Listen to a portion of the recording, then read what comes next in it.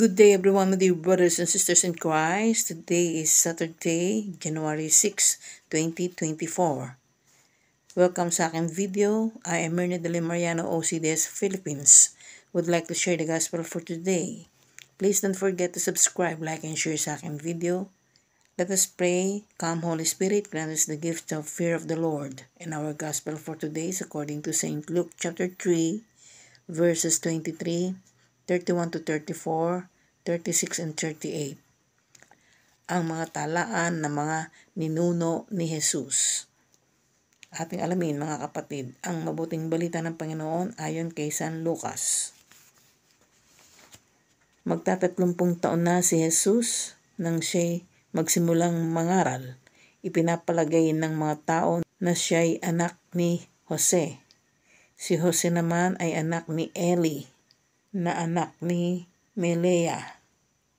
Si Melea ay anak ni Mena, na anak ni Matata, anak ni Nathan, na anak ni David. Si David ay anak ni Jesse, na anak ni Obed. At si Obed ay anak naman ni Boaz. Si Boaz ay anak ni Salmon, na anak ni Naason, anak ni Aminadab, na anak ni Admin. Si Admin ay anak ni Arni, na anak ni Esrom, na anak ni Fares. Si Fares ay anak ni Huda, na anak ni Jacob. Si Jacob ay anak ni Isaac, na anak ni Abraham. Si Abraham ay anak ni Terah, na anak ni Nahor.